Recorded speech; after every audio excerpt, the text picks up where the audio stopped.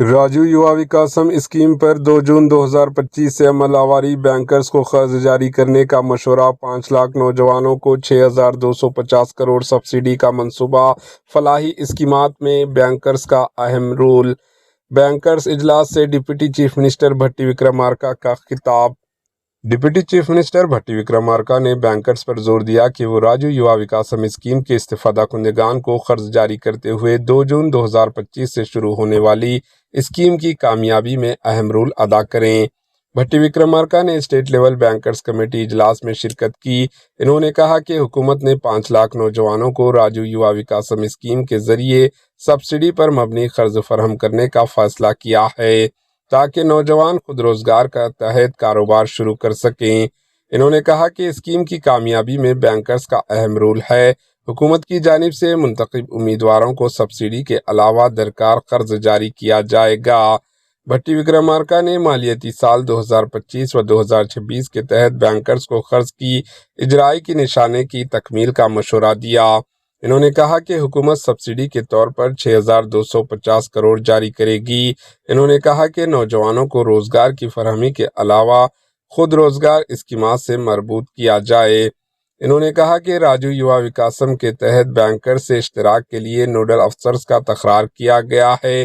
تلنگانہ کانگریس حکومت نے کسانوں کے قرض معافی اسکیم کے تحت 21,000 کروڑ کسانوں کے بینک کھاتوں میں جمع کیے ہیں۔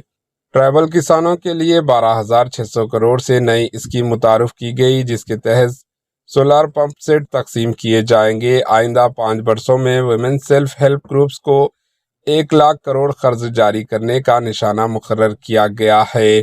انہوں نے کہا کہ اسٹوڈنٹ کی فیس ری ایمبرسمنٹ اسکیم پر عمل آوری جاری ہے۔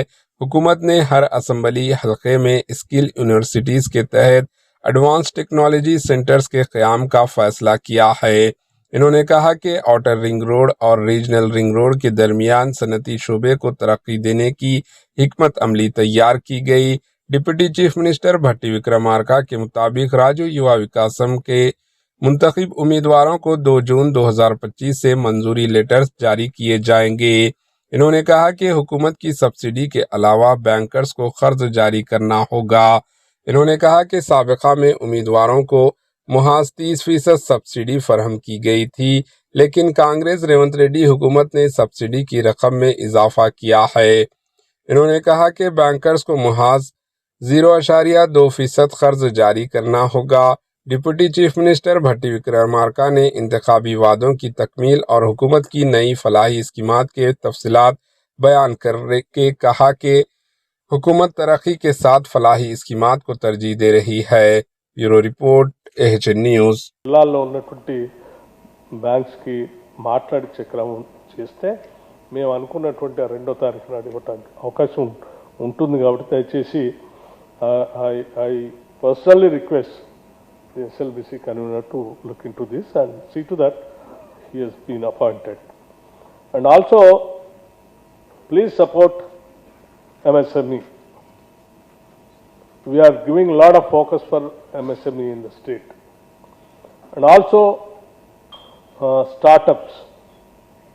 Startups కూడా హైదరాబాద్ ఒక కేంద్రంగా పెద్ద ఎత్తున మేము దృష్టి సారించి ముందుకు తీసుకుపోతున్నాం. లేకపోతే దేశం మొత్తం హైదరాబాద్ తెలంగాణ రాష్ట్రంకి వెళ్ళి చూస్తూ ఉంది.